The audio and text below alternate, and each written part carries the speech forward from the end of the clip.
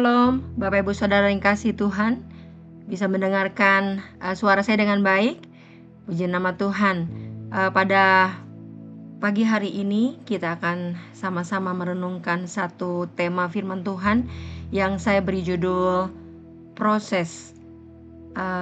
Proses adalah bagian yang tidak terpisahkan dari perjalanan kehidupan kita. Kita akan mempelajarinya. Apa arti proses? Hari ini kita akan memperdalam pemahaman kita tentang proses. Proses adalah bagian yang tidak terpisahkan dari perjalanan kehidupan kita.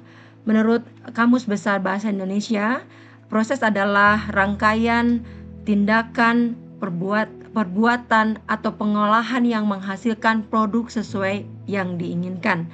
Bahkan proses adalah serangkaian tindakan yang akan menghasilkan produk yang diinginkan. Dalam Alkitab kita menemukan banyak ayat yang menyoroti pentingnya proses dalam kehidupan kita sebagai orang percaya. Mari kita akan melihat beberapa ayat yang dapat menjadi panduan bagi kita dalam memahami betapa pentingnya proses dalam hidup kita. Di dalam Filipi 1 ayat yang ke-6 dikatakan, akan hal ini aku yakin sepenuhnya, yaitu Ia yang memulai pekerjaan yang baik di antara kamu akan meneruskannya sampai pada akhirnya pada hari Kristus Yesus. Ayat ini mengingatkan kita bahwa Tuhan tidak hanya memulai pekerjaan dalam hidup kita, tetapi Dia juga setia untuk menyelesaikannya. Proses yang kita alami dalam hidup ini adalah bagian dari rencananya yang sempurna untuk kita. Kemudian di dalam Mazmur 37 ayat 23-24 katakan, Tuhan menetapkan langkah-langkah orang yang hidupnya berkenan kepadanya. Apabila ia jatuh, tidaklah sampai tergeletak, sebab Tuhan menopang tangannya. Kita dibimbing bahwa langkah seorang manusia diatur oleh Tuhan. Bagaimanapun ia menempuhnya, Tuhan memandu setiap langkahnya. Bila ia jatuh, ia tidak akan tergeletak, sebab Tuhan menopang tangannya. Ayat ini mengingatkan kita bahwa setiap langkah yang dalam kehidupan kita diatur oleh Tuhan. Meskipun kita mungkin menghadapi kesulitan atau kegagalan dalam proses ini, Tuhan selalu bersama dengan kita. Dia memandu kita, menopang kita sampai setiap langkah kita menuju kepada rancangannya. Hidup memang tidak selalu mudah. Tapi saya percaya kesulitan-kesulitan yang kita hadapi dalam kehidupan ini sampai detik ini sebenarnya bertujuan untuk membuat setiap kita terlahir ke dunia ini untuk memahami kesalahan, memahami kita bagaimana kita belajar dari kesalahan yang kita buat dan terus berjuang untuk memperoleh sesuatu yang benar. Untuk dapat mengerti hal-hal tersebut pun kita butuh proses yang panjang dan tidak mudah. Apalagi ketika kita ingin mencapai sesuatu. Semuanya pasti butuh proses dan tidak ada yang instan. Proses adalah sesuatu yang mahal harganya. Karena dalam proses kita bisa banyak belajar. Kita bisa banyak tahu, kita banyak mengerti dan menjadi orang yang berpandangan luas. Ketika kita mau memulai proses yang panjang untuk mendapatkan hasil yang terbaik, kepuasan yang didapat pasti akan berkali-kali lipat banyaknya. Proses dalam kehidupan pelayanan, pekerjaan juga merupakan bagian yang penting dalam menjalani panggilan dan tujuan hidup yang Tuhan rancangkan. Kadang-kadang proses ini dapat terasa melelahkan, penuh tantangan, atau bahkan membingungkan. Namun melalui kesetiaan, ketabahan kita, kesabaran kita, dan keyakinan yang teguh, kita dapat terus maju dan berkembang dalam setiap panggilan kita, di dalam pelayanan kita, di dalam pekerjaan kita. Penting bagi kita, Bapak Ibu Saudara yang kasih Tuhan, bahwa setiap pengalaman dalam pelayanan, dalam pekerjaan yang kita lakukan merupakan satu kesempatan kita untuk mengalami pertumbuhan dan pembentukan karakter. Bahkan dalam tantangan terbesar sekalipun, Tuhan selalu hadir untuk memberikan kekuatan, memberikan hikmat dan bimbingan kepada setiap kita. Dengan mengandalkannya, kita dapat melewati setiap rintangan untuk mencapai yang Dia telah tetapkan. Begitu juga dalam proses kehidupan pribadi kita. Proses kehidupan pribadi kita, proses kita hubungan antara suami dan istri merupakan bagian penting dalam perjalanan bersama menuju tujuan yang Tuhan rancangkan dalam keluarga yang Tuhan bentuk. Kadang-kadang proses tersebut mungkin sulit atau menantang, tetapi dengan mempercayai dan mengikuti dengan setia, pasangan dapat tumbuh bersama, mencapai tujuan yang dikehendaki Tuhan. Kepercayaan dan kesetiaan dalam menjalani proses tersebut akan memperkuat ikatan suami istri. Mungkin di dalam keluarga ada turun, ada naik. Ada ketika perekonomian di dalam keluarga yang mungkin ada yang sudah baik, ada kalanya kita mengalami hal yang tidak menyenangkan. Mungkin di dalam hubungan kita, dalam komunikasi kita dengan anak-anak, komunikasi kita dengan mertua kita, dengan menantu kita, mungkin ada satu hal yang membuat tidak enak. Tetapi ketika kita bawa semuanya itu dan kita mengerti bahwa itu adalah proses dalam kehidupan kita untuk menjadi lebih baik. Misalnya saya dengan suami, saya dengan anak-anak. Seperti beberapa kali saya katakan bahwa di dalam keluarga saya ada satu momen di mana kami menyiapkan satu waktu untuk kita rekonsiliasi. Karena kita mau setiap hari yang kita lakukan adalah saling bisa memberi, saling bisa menghormati, saling bisa memberikan satu teladan kepada anak-anak. Bahkan anak-anakku memberikan satu masukan kepada kami sebagai orang tua. Setiap 1 bulan sekali di dalam mesbah doa kami melakukan satu rekonsiliasi untuk bisa mengetahui bahwa apa yang kami lakukan sebagai orang tua, apa yang mereka lakukan sebagai anak, di dalam kuliah mereka, di dalam sekolah mereka, di dalam pekerjaan saya, di dalam pekerjaan suami. Kami saling membawa di dalam mesbah doa itu sebagai satu rekonsiliasi, supaya tahu bahwa hubungan yang kami jalin di dalam keluarga, ketika proses ada perbedaan yang terjadi, mungkin ada hati yang merasa bahwa mami sudah menyakiti hati saya, atau ada sesuatu hal padahal mungkin saya sebagai seorang ibu tidak sengaja kepada anak saya, dan mereka bisa mengungkapkan di dalam mesbah doa itu untuk merekonsiliasi hubungan kami, yang akhirnya kami saling meminta maaf, yang akhirnya kami saling menintrospeksi diri bahwa saya sudah melakukan sesuatu hal yang seharusnya saya tidak lakukan kepada anak saya, atau ternyata yang dilakukan anak-anak saya kepada orang tua ketika dia berbicara, mungkin karena dalam situasi sedang ujian atau apapun juga, itu membuat mereka bisa berpikir, sehingga ada satu momen kita bisa bertumbuh bersama, mencapai tujuan, mempunyai karakter yang kuat di dalam keluarga, sehingga ketika mereka nanti akan mempunyai satu kesempatan untuk membangun keluarga, itulah ada sesuatu hal yang kami bisa berikan. Jadi kepercayaan dan kesetiaan dalam menjalani proses tersebut akan memperkuat ikatan suami istri antara anak dan orang tua, membantu kami atau kita semuanya melewati segala rintangan dengan penuh kesabaran dan kebijaksanaan. Lalu proses juga penting untuk hadir dalam kesedihan yang kita alami. Apa maksudnya? Saat bersedih, kita butuh proses untuk menerima, sehingga bisa menjadi lebih mengerti dalam segala hal di dalam dunia ini. Tidak hanya kebahagiaan saja, tapi juga ada kesedihan. Ketika mungkin kita merasa bahwa hidup ini indah, kita harus bisa menerima kehidupan tersebut dengan sangat terbuka. Begitupun sebaliknya, ketika keadaan kita sedang tidak enak, keadaan kita sedang tidak sesuai dengan apa yang kita harapkan, kita baiknya percaya bahwa kesedihan yang tersebut atau Keadaan yang tidak menyenangkan itu hanyalah sementara. Ketika kita mengikuti proses itu, kita pasti yakin bahwa esok pasti akan ada hari yang lebih baik. Di saat seperti inilah setiap proses dalam hidup menjadi sangat penting.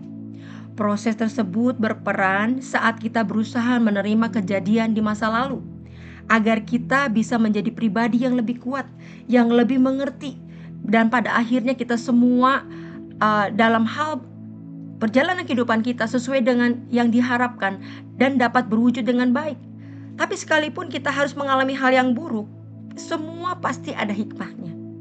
Kita harus bisa berpikir terbuka untuk memahami bahwa kebahagiaan dan kesedihan hadir untuk menjaga keseimbangan tubuh kita.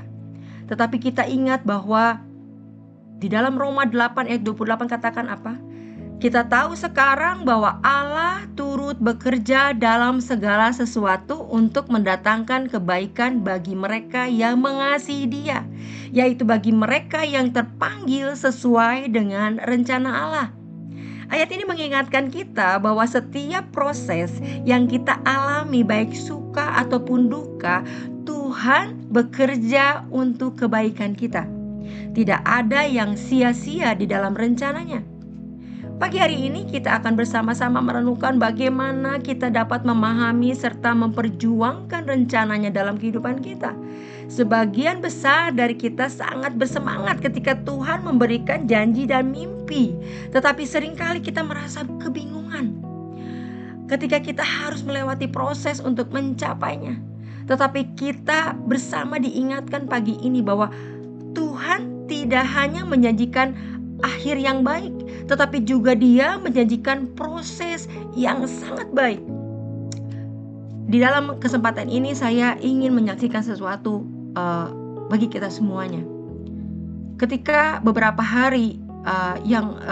waktu yang lalu dan bahkan beberapa hari yang lalu, ketika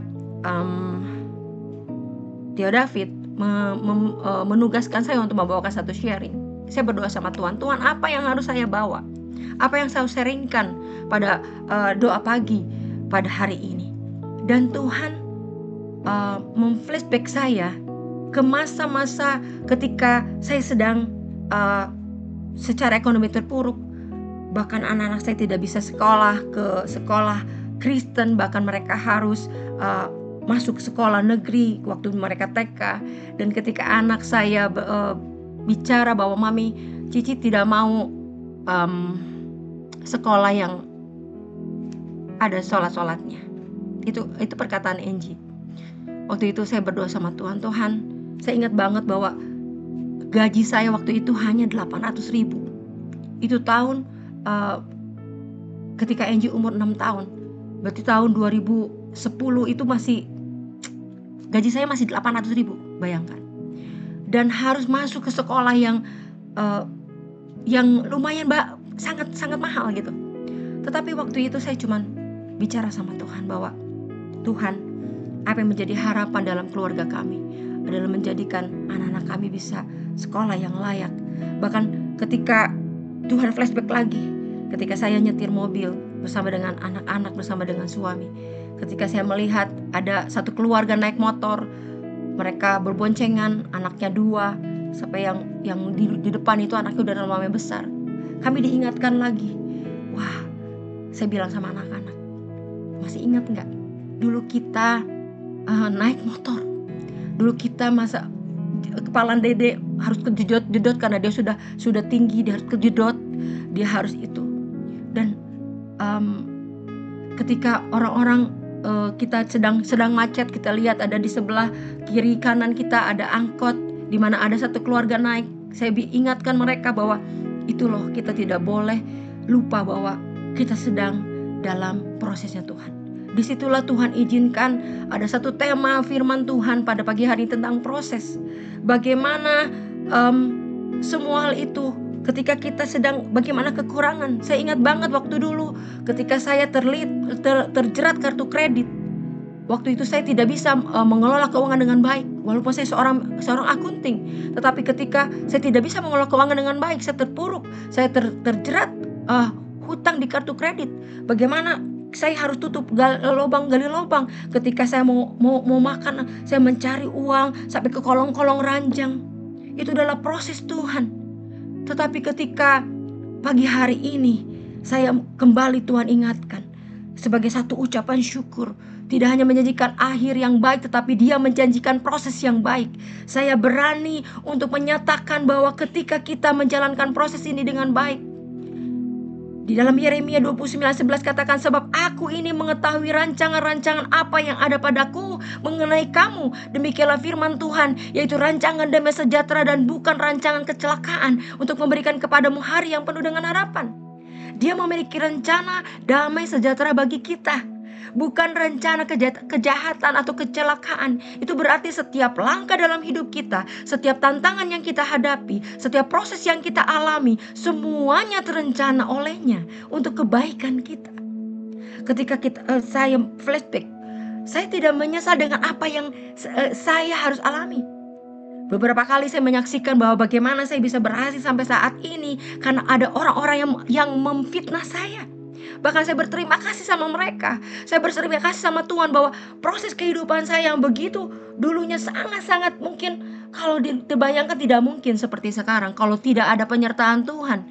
Ketika kita merasa tersesat atau kehilangan arah, mari kita mengingat janji ini dan memperkuat iman kita bahwa Tuhan tetap mengendalikan segalanya. Kita sudah tahu bahwa ujungnya adalah rancangan Tuhan, adalah rancangan damai sejahtera, bukan rancangan kecelakaan. Makanya kalau saat ini masih ada yang merasa bahwa aduh Tuhan bagaimana ini, aduh Tuhan bagaimana itu, aduh Tuhan bagaimana saya, atau bagaimana keluarga saya, bagaimana anak-anak saya, bagaimana masa depan mereka, ingatlah bahwa setiap hal yang kita alami saat ini adalah sesuatu hal yang Tuhan izinkan terjadi supaya kita bisa melihat sesuatu hal yang besar di hadapan kita. Saudara-saudara yang terkasih, Bapak Ibu Saudara yang dikasihi Tuhan, ketika kita dihadapkan pada proses yang sulit, janganlah kita menolaknya. Sebaliknya, biarlah kita mengikuti setia dan percaya pada rencana Tuhan. Pagi hari ini mari kita ingat bahwa tanpa proses kita tidak akan menjadi siap untuk menerima apa yang Tuhan telah persiapkan bagi kita.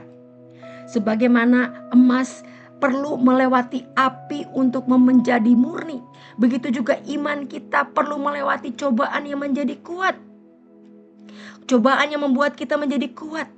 Dalam perjalanan kehidupan kita, mari kita belajar untuk bersyukur untuk setiap proses, baik yang menyenangkan maupun yang menyakitkan. Ketika setiap proses adalah bagian dari karya Tuhan yang membentuk kita menjadi pribadi yang sesuai dengan rencananya. Makanya kenapa ketika Tuhan memproses kehidupan saya pribadi, bagaimana Tuhan membuat 2010 sampai 2013 saya tidak bisa, waktu 2010 sampai 2013 saya mendapatkan sakit, tidak bisa berbicara, saya tidak berbisipu, nggak bisa, suara saya serak, suara saya tidak enak. Tetapi 3 tahun itu Tuhan memproses saya untuk bersabar, tidak menjadi Vivi yang jago taekwondo. Saya bisa taekwondo, saya bisa karate. Kalau keinjak sedikit kaki saya marah, saya bisa pukul orang. Waktu saya kuliah, saya bisa mengajak orang-orang ketika tersinggung atau bagaimanapun. Saya punya adrenalin tinggi karena saya meyakini bahwa saya bisa taekwondo, saya bisa karate, saya bisa melawan mereka. Beberapa kali di perjalanan saya bisa, kalau orang Sunda bilang mau gelut dengan jung supir angkot gitu, sama supir angkot, saya bisa berani seperti itu. Tetapi ketika Tuhan proses saya, ketika Tuhan membuat saya terdiam 3 tahun, saya tidak bisa berbicara dengan lancar, saya tidak bisa karena sangat sakit. Tetapi Tuhan membuat proses kehidupan saya supaya Tuhan membuat saya seperti per yang ditekan sampai ke bawah, sampai ketika seperti buah yang sarinya itu diperas sampai sarinya keluar. Ketika saya bisa mengikuti prosesnya Tuhan, Bapak Ibu Saudara yang kasih Tuhan, kita semuanya bisa menyaksikan, kita semuanya bisa merasakan bagaimana penyertaan Tuhan. Terimalah proses dengan hati yang penuh iman dan pengharapan. Percayalah bahwa Tuhan selalu setia dan tidak akan pernah meninggalkan kita sendirian dalam perjalanan ini. Saya bisa membuktikan, saya sudah membuktikan bagaimana perjalanan Tuhan di dalam pelayanan saya. Dari tahun 99 saya bisa melayani di gereja GBI Bethel Bandung sebagai seorang worshiper. Bagaimana sampai saat ini saya masih bisa melayani Tuhan dengan setia. Itu karena Tuhan. Diproses dalam pelayanan, diproses di dalam keluarga, diproses secara pribadi, diproses di dalam pekerjaan. Ketika kita kuat, ketika kita penuh dengan pengharapan, ketika kita tidak enak kita ikuti proses itu dengan setia, maka kita bisa melihat, kita bisa bersama-sama menempuh perjalanan iman ini dengan penuh keyakinan bahwa pada akhirnya Tuhan akan menggenapi rencana dalam hidup kita. Dan ayat firman ini adalah satu tujuan yang Tuhan sudah rancangkan dalam hidup ini, bahwa aku mengetahui rancangan-rancangan apa yang ada padaku mengenai kamu. Rancangan-rancangan apa yang ada padaku mengenai kamu. Apakah sampai saat ini Bapak Ibu Saudara ada yang masih ragu dengan apa yang Tuhan sedang kerjakan dalam hidup ini? Sesakit apapun kita, sesusah apapun kita sudah tahu bahwa ujung-ujungnya adalah rancangannya damai sejahtera. Ujung-ujungnya adalah bukan rancangan kecil. Ujung-ujungnya adalah keberhasilan. Ujung-ujungnya adalah damai sejahtera. Bahwa hari depan kita penuh dengan harapan. Jangan pernah takut dengan anak-anak kita. Jangan pernah takut dengan cucu-cucu kita. Jangan pernah takut dengan kehidupan kita. Jangan pernah takut dengan pelayanan kita. Kalau kita lakukan pelayanan kita dengan setia, saya yakin percaya Tuhan akan memberikan satu kesempatan. Tuhan akan memberikan satu shining, satu promosi-promosi yang bukan datang dari manusia, tapi promosi yang datang dari Tuhan. Bahwa Tuhan yang kita sembah adalah Tuhan yang setia. Tuhan yang kita sembah adalah Tuhan yang menggenapi janjinya, ya dan amin, memberikan kepada kita hari depan yang penuh harapan. Terima kasih, Tuhan Yesus memberkati.